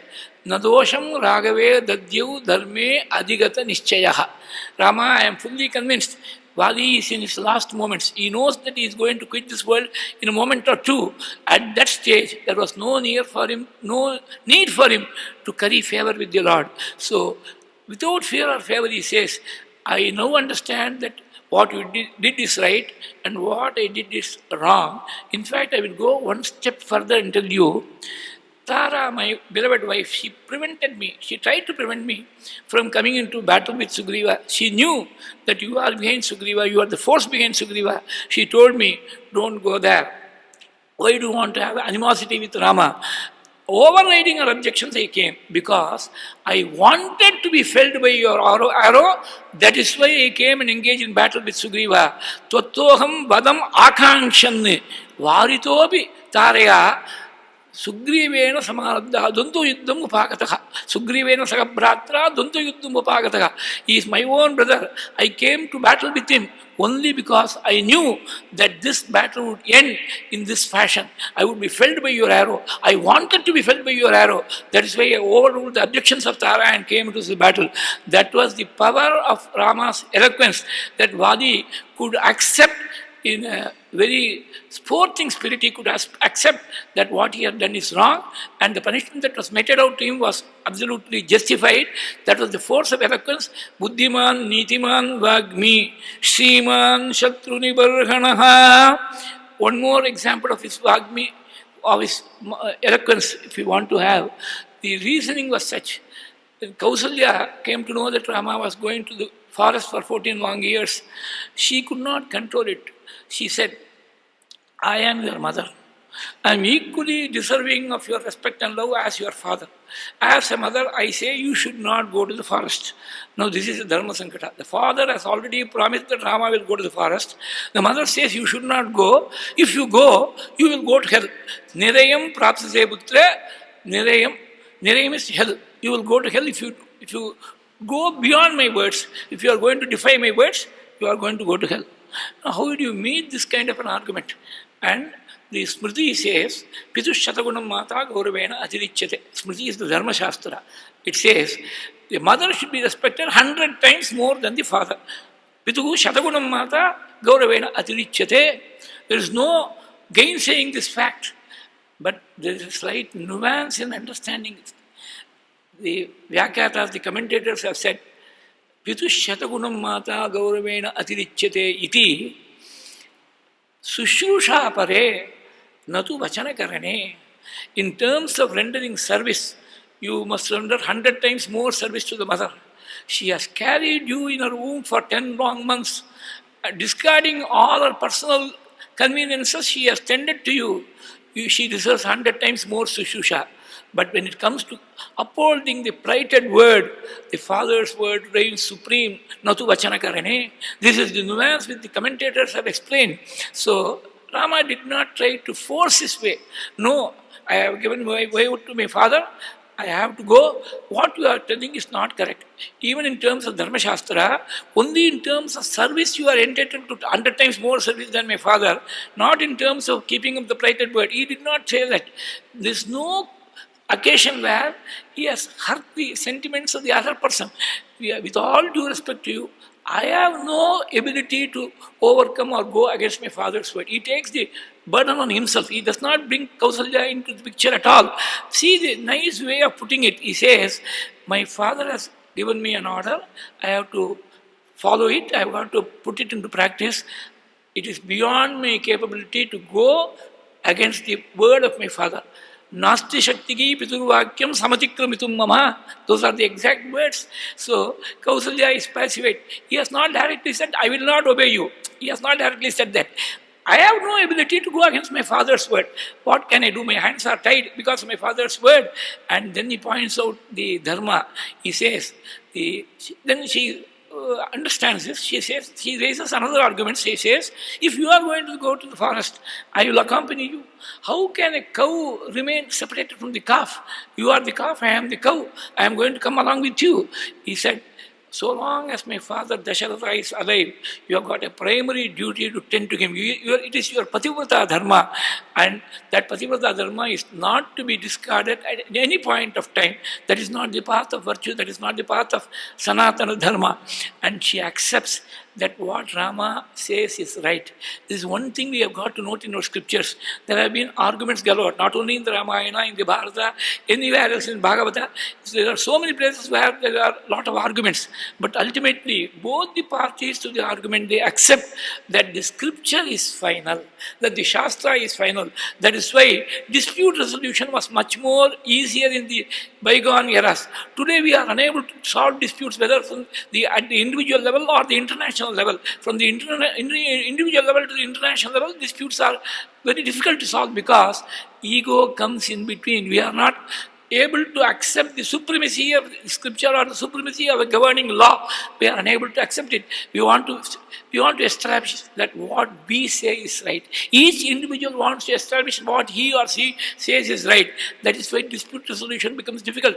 Kausalya, she was older in age, she was a generation older, she was the great mother of the greatest incarnation, yet she said, what you say is right. When Rama pointed out that her first duty as a Pativrata Stri was to tend to the needs of her husband Dasharatha, who was still in Ayodhya. Therefore, she could not leave Dasharatha and come to the forest. She submitted to the proposal and said, then Sa Apaniyatama Ayasam. Ayasam is the difficulty in the mind. That is the something which keeps on nagging at the back of your mind. That ayasam, that mental Shama, that mental difficulty, she kept it aside. Sa apaniyatamayasam. She brought some water and she gave her benedictions. In the words of Rajaji, she gave her benedictions in sweet words with the salt of broken tears. Broken tears were there naturally as a mother, but she gave her benedictions in sweet words with the broken salt of broken tears. That is what is called Kausalya Mangala Shasanam in the Ayodhya Kanda, the 21st Sarga of it.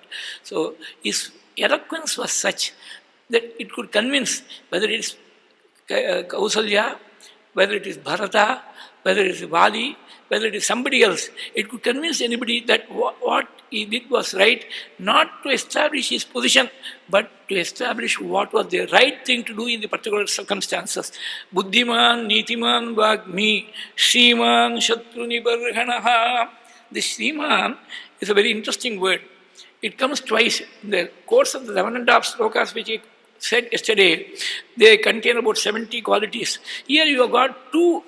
This is the first Shrima. Prajapati Samashrima, after a couple of verses, we are going to come back to this word again. So they have to be explained differently. One explanation would be the Shriman as a very interesting connotation. The scriptures do not consider him to be a Shriman who is full of wealth or power or position. Those are not the criteria for determining whether we are Shriman or not. One whose mind is constantly engrossed in the Lord. One whose tongue speaks only of the glories of the Lord and the names of the Lord. One whose hands are constantly engaged in service to the Lord. One whose ears hear only the glories of the Lord. One who has eyes only for the glorious form of the Lord. He alone is the true Shriman. That is why Bhattatri said in the opening stanza of the third Dashaka, he says, Patanto namani pramadhabara sindhu nipatitaha smaranto rupam te varada katayanto gunakataha charanto ye bhaktaha Tuikaduramante param amun aham dhanyan manye samadigata sarvabhirashitani. The word dhanya and Shriman are more or less synonymous in this context. Antakshagata Shriman, Bharataram Rakshadajam. Vibhishana takes to the skies to join Rama. He forsakes everything. He leaves his family, he leaves his kingdom, he leaves his brother. He has nothing. He doesn't have even an alternate set of clothes to change on the morrow after bath. He just with his clothes which he was wearing on his person, he just comes away and comes to the lotus feet of the Lord. At that juncture, when he has nothing, not even the next meal is assured, at that juncture, Valmiki tells that Vibhishana is a Shrima, Antarikshagata Shrima, because the thought of Rama as being the overriding thought in his mind, forget about the relationship with his brother, forget about his being born and brought up in Lanka. All those things are immaterial. The only thing that matters now is the thought of the Lord, that he must go and find the succor at the lotus feet of Sri Rama. When the thought of the Lord has overcome you and overwhelmed you to such an extent that you are oblivious of all things else, all other things, then you are really a Shriman. So, Shriman, if the thought of the Lord itself can confer the title of Shriman on a devotee, the Lord himself being called Shriman is nothing to be surprised about. Then there is another way of looking at Shriman. Shri, as we all know, is one of the appellations of the goddess Mahalakshmi. Same Mahalakshmi incarnated herself as Sita. When the Lord chose to incarnate himself as Rama, she came as Sita. Raghavatve bhavet Sita, Rukmini, Krishna Janmani, as the Vishnu Purana would put it.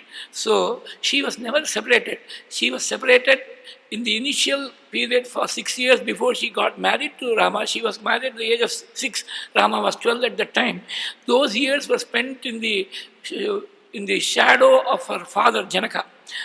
Apart from that, 14 years in the exile, during the exile of 14 years, she was separated for 10 months. She was a prisoner of Ravana for 10 months before she was reunited with her Lord. Even then, she was never separate from him. She was bodily separate perhaps, but mentally she was never away from her husband. Likewise, Rama was never away from Sita. She was always ensconced in his heart. That is how the Sundarkanda tells us. Anjaneya sees Sita and concludes that she must be the divine wife of Rama for a variety of reasons. And at the end of the 15th Sarga, 15th Sarga is the Sarga where Sita is cited by Anjaneya, and she is determined to be the wife of Rama for a variety of reasons. At the end of the Sarga, Anjaneya says, all these things, they are the form of soliloquies. He tells himself, it is absolutely unimaginable that Rama could have been separated from Sita and still kept himself alive. Any other person would have lost his life on the grief of separation from such a wife as Sita. He would not have lasted for a muhurta, more than a muhurta. But Rama survived for 10 long months. Dushkaram kritavan Ramaha hino yad anaya prabhu dharayati atmano deham na dukkena avasidati. Yet, there is one reason why Rama has been able to bear this separation, why he has been able to stay alive in spite of this great sorrow, there's only one reason. Why? How is Sita able to bear? How is she is able to live? She is a paradina. She considers her life also as belonging to Rama. She does not have the independent will to give up her life. But Rama is not like that. He is Swadhina. He is master of his own self. He can very well give up his life. But he does not give up. Why? Because though they are physically separated bodily, Sita's mind is in Rama. Rama's mind is in Sita. Rather than, the word is mana in the sloka. Manas means mind only. But a better way of putting it in English would be, Rama's heart is with Sita. Sita's heart is Rama. So, though they are physically separated, they are mentally united. That is why they are able to bear the agony of their mutual separation from each other. Asya devyaha manastasmin tasya chasyam pratishtitam teneyam sacha dharmatma muhurtamapi jivatihi. So, he is never separated from his consort. She is always there. That is why he is called as Shriman. There are two ways of interpreting, because there are two occasions where this word is used within the space of 11 or 12 slokas. So both these interpretations are given in the first instance itself. Shriman Shatru Nibarganaha Buddhiman Nithiman Vagmi Shriman Shatru Nibarganaha Vipula Shatru Nibargana. One who vanquished all his enemies. Who are those enemies? We must remember that Rama was not a person to harbor a grudge or animosity towards his worst enemy.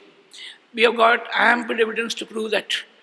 No other person in Rama's position would have said those immortal words to Ravana, Indruboi Nadeva.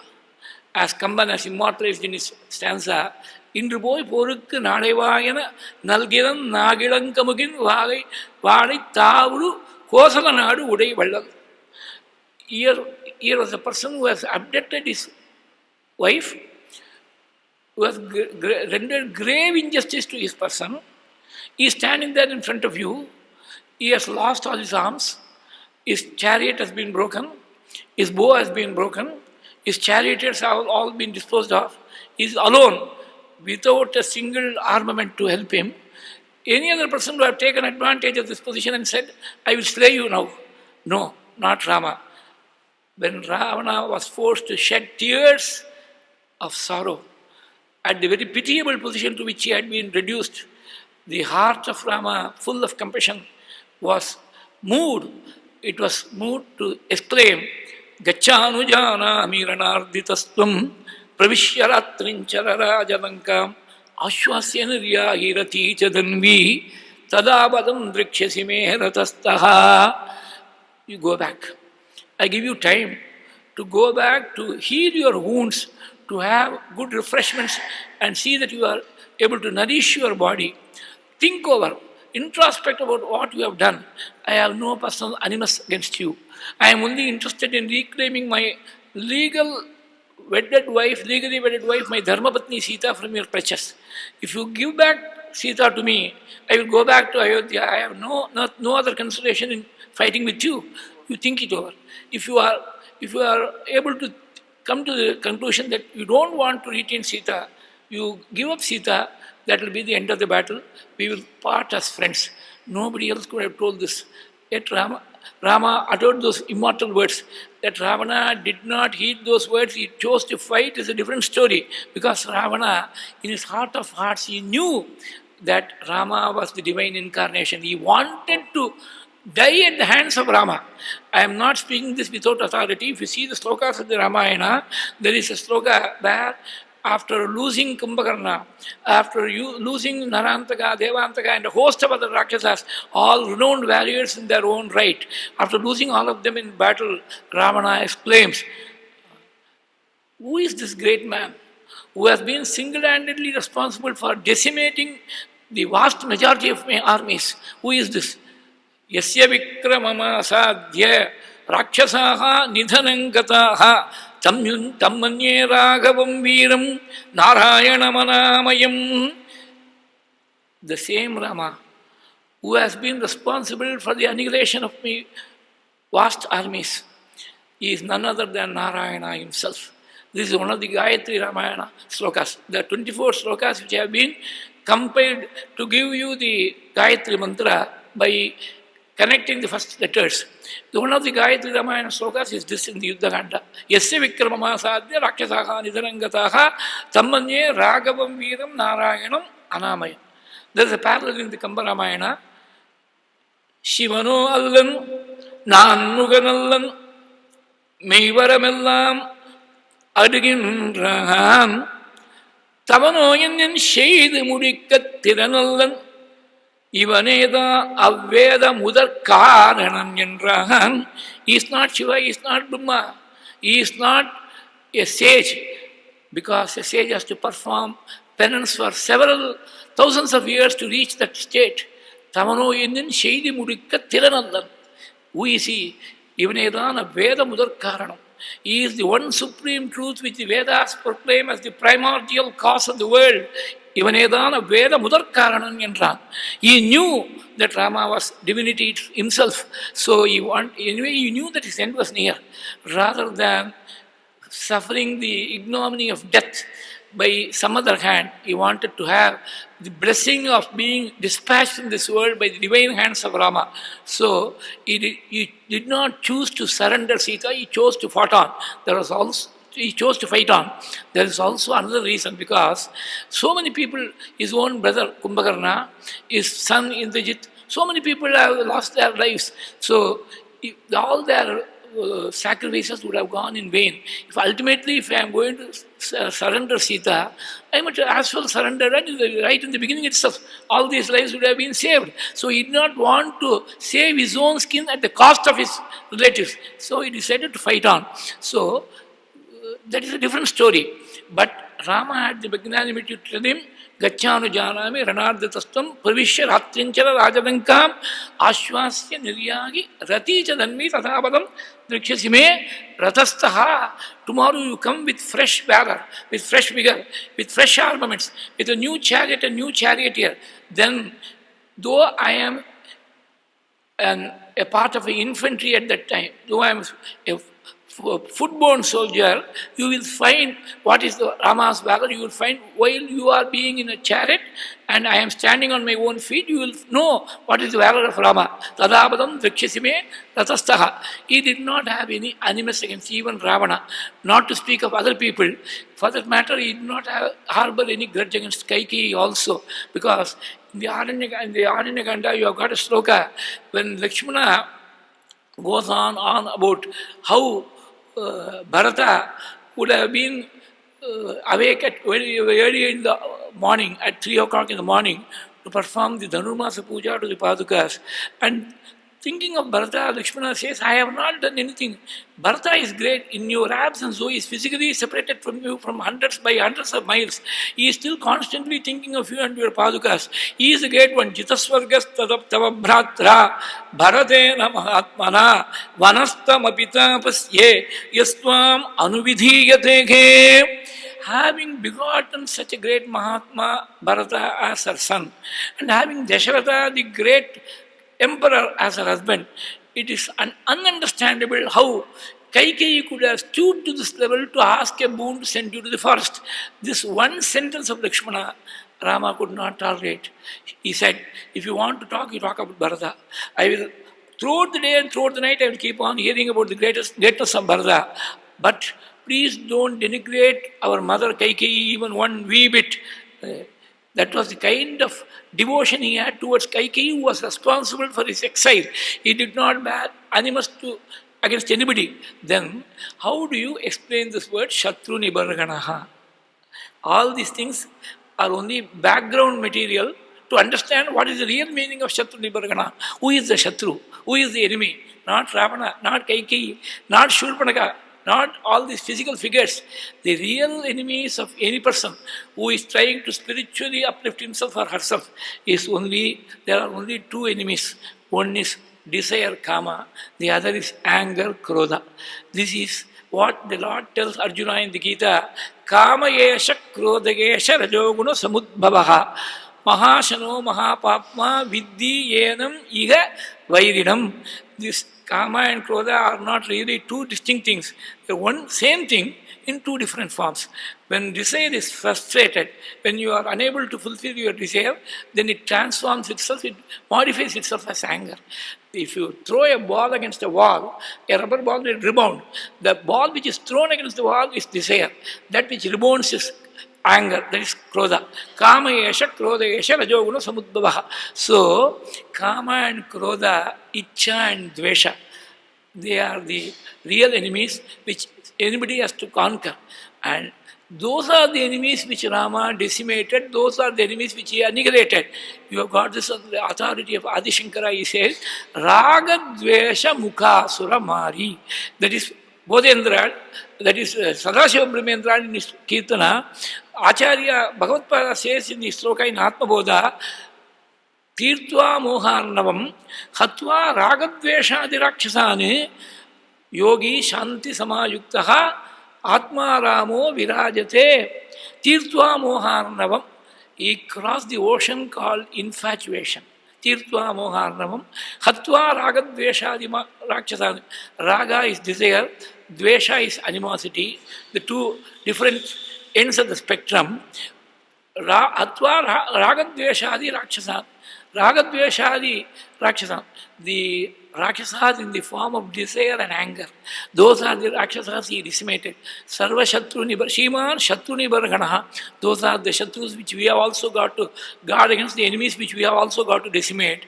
There is nothing wrong. There is no Jiva Himsa, no Himsa involved in this decimation. Desire and anger have got to be conquered. Sadashiva Brahmendra in his Kirtana, he expatiates on this one sloka to be found in the Atma Bodha of Adi Shankara. He says, he did not merely cross the ocean of moha, he enabled others also to cross that ocean. Moha Maharnava Taranakari Ragadvesha Mukasura Mahari Kelati Mama Hridaye Sri Ramaha Kelati Mama Hridaye. It is a tribute to his lack of animosity. It is a tribute to his absolute compassion towards everyone, that across millennia, after yugas, the Janma Bhumi has been decided and solved to the satisfaction of everybody without any major protest. It's a great thing.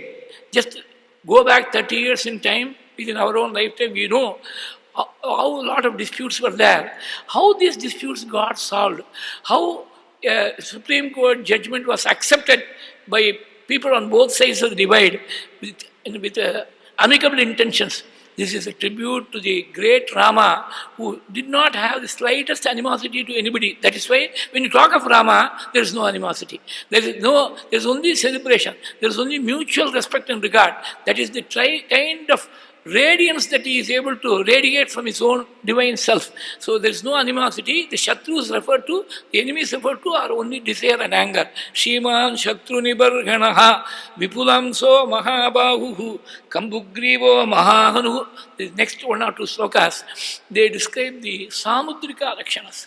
There is a Shastra which says that such and such signs will be physically found in the body of that person, which indicate that whether he is a perfect person or not. So these signs of perfection, they are described as the Samudrika Lakshana. Vipulamso, Mahabahu, Kambugrivo, Mahaganuhu, Mahorasko, Maheshwataka, Gudajatruhu, Arindamaha. Again, Arindamaha is same as Shatru Nibargana. So Shatru is Adi. There is no difference between the two. So, whether it is Shatru Nibarganaha or Arindamaha, why this repetition? We must again understand in two senses of the term. One is the physical form, because he was able to conquer Ravana and a whole horde of Rakshasas on his own, Shatru Nibarganaha. Arindamaha, because he was able to conquer the enemies which exist within the mind of every individual, desire and anger. That is why he is Arindama also. So, physically you can interpret one word, metaphysically you can interpret another word. Another word, Mahorasko, Maheshwasaga.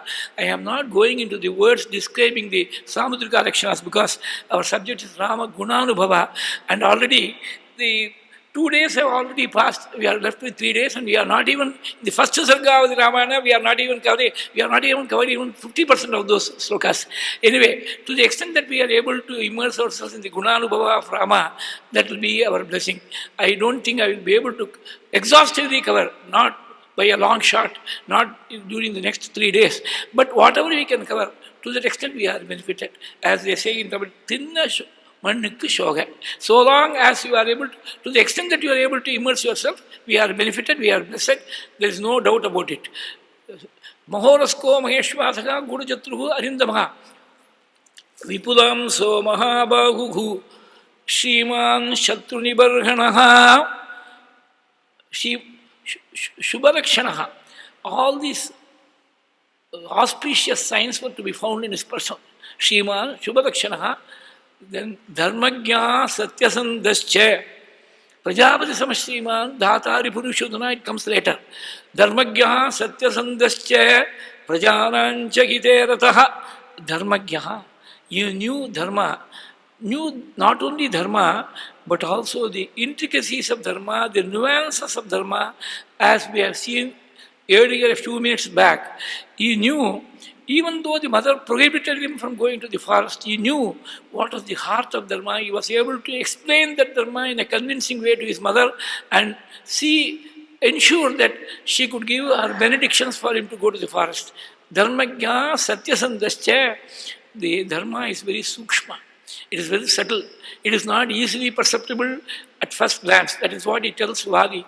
You have made a lot of accusations, but Sukshmaha Paramadurgyaha Satam Dharma Pradavangama Hridista Sarvabhutanam Atma Veda Shubha Shubhe. Don't be carried away by external appearances. The innermost core of your being will tell you, your manasachi, your conscience will tell you which is right and which is wrong. Whether you have practiced the right or whether you have gone astray into the path of wrong, your conscience will tell you. So, Risistaha Sarvabhutanam Atma Veda Shubha Shubhe. The indweller of our hearts, the Supreme Lord, He alone knows whether you are in the right path or not. You may be able to convince a lot of people in the world that what you are doing is right, but all these things will not matter. Only the Lord, the indweller alone knows whether you are right or wrong. Ridhista Sarvabhutanam Atma Veda Shubha Shubhe. So Dharma is very subtle. It cannot be easily deciphered by people at first glance. That kind of Dharma was intrinsically known to Rama. He did not have to think. His moral compass was so perfect. It always pointed in the right direction. Dharmagyaha Satyasandascha Prajanam cha Iterataha. Satyasanda. He was wedded to the truth. In the words of Professor Shankar Narayanan, the truth of the true stands true to the truth. It's a difficult sentence to understand. It can be meditated upon, contemplated upon in the confines of our residences. The truth of the true stands true to the truth. Satyasanda. In fact, if there are two cardinal things that we have got to learn from the Ramayana, from the divine personality of Rama, there are only two things. One is Satya, one is Dharma. These two, they constitute the rails on which the train of Dharma moves. Unless those rails are in place, the train will get derailed. If you don't want your life to get derailed, you must go strictly according to these two rules. One is the Satya, the other is Dharma. Dharmagyaha Satyasandascha. That is why both these words have been put in close conjunction with each other. Dharmagyaha Satyasandascha Prajanam cha Hiterataha. His dedication to truth was such. I will give you just one example and before we close for the day. In the Aranyakanda, having lost Sita, not knowing where she could have disappeared, there is a litany of regret. There is an overwhelming profusion of sorrow. At that time, he tells Lakshmana, supposing I give up my life, because of separation from Sita, if I give up my life, if I go to the nether world, I will be confronted by my father Dasharatha, who is already there. He is going to ask me, You have promised to live in the forest for 14 years before you depart from Ayodhya. How come you have given up the forest life and come back to this world of the forefathers before completing your tenure of 14 years in the forest? How dare you come here? If he is going to ask me this question, what do I answer? I don't have a reply at all. His Satya-nishtha was such that even before giving up his life, he could not think of it before completing the 14 years of exile. He could not think of even giving up his life and meeting his father in the land of his forefathers. That is the kind of Satya-nishtha. These are all so inspiring that even if you simply think of it for a moment, you will feel uplifted. These are the things which must guide us in our life. Dharmajnana satyasandascha prajanam cha hite rataha yashasvi jnana sampannaha shuchiri vasyaha samadhima. We will continue from where we have given up today, where we have stopped today. We will continue tomorrow by the grace of God. As usual, there will be a Mangala Shloka, after which devotees can carry the gunas of Rama as a prasada before they leave this August assembly. Aigiri nandini nandita medini vishwa vinodini nandinute girivara vindhya shirodhini vasini vishnu vidasini jishnunute Bhagavati Heshiti Kanta Kutumbini Bhuri Krute Jaya Jaya He Mahishasuramardini Ramyakapardini Shahila Sute Kamsarana Himsamiha Samsarana Jata Kranti Bara Shanti Kara Kanti Jaravitam Vatamukadhatu Janipata Bhayaghatam Vata Puranata Mimamata Nugradabjege Jatu Duripatu Kamihatu Rajanandrakshoka Bharamuka Mapito Kamibapantam Bringaruchi Sangara Kridangadati Tam Vata Puranata Mimamata Nugradabje Narayanetyadi Japat Biruchaihi Bhakti Sada Purna Mahalayaya Swatirtha Gangopamavari Magna Nivartita Sesha Ruje Namaste Narayana Narayana Narayana Narayana Narayana Narayana Narayana Narayana Narayana Narayana Narayana Narayana Narayana Narayana Narayana Narayana Mangalam Kosalendraya Mahaniya Gunatmane Chakravarti Dhanujaya Sarvabhaumaya Mangalam Mangalam Maskarindranaya Mahaniya Gunatmane Anantarama Yatagesh Samananandadayine Shuka Shastra Surupaya Parayana Paragacha Ramachandra Shreyakyaya Samyamindraya Mangalam Kanchana Drinibhankaya Vanchitartha Pradayine Anjana Bhagya Rupaya Anjaneyaya Mangalam Janaki Kanta Smaranam Jai Rama Rama Shri Sadguru Swaminaha Jai Anjaneya Swaminaha Jai Swasti Prajabhyah Paripadayantam Nyayena Margena Mahim Mahishaha Gobrahmanebhyah Shubhamastu Nityam Loka Samastaha Sukhino Bhavantu Kale Varshatu Parjanya Prithvi Sasya Shalini Deshoyam Kshobargito Brahmana Santu Nirbhayaha Kayena Vacha Manasa Indriyirva Buddhya Atmana Va Brakate Svabhavat Karomi Yadyat Sagatam Parasmi Narayana Yeti Samarpayami Tvadiyamastu Rajendra Tubhyameva Samarpage Tena Tvadangrikam Ratim me echa sashvadim yadakshara padabrashtam mahatana heenantu yadbhavet tatsarvam kshamyatam deva narayana namostute visarga bindu matrascha padapadaksharaani cha nyunani cha tiriktani kshamasva purushottama kshamasva yadunandana kshamasva raghunandana kshamasva gurusattama kshamasva harisattama yaggeshaachyuta govinda Madhavananta Keshava Krishna Vishnu Rishikesha Vasudeva Namostute Shri Haraye Namaha Guru Ajurappa Sharanam Narayana Akila Guru Bhagavan Namaste Vasudeva Kamakshi Guru Murte Tvam Namami Kamakshi Guru Varya Paduke Sharanam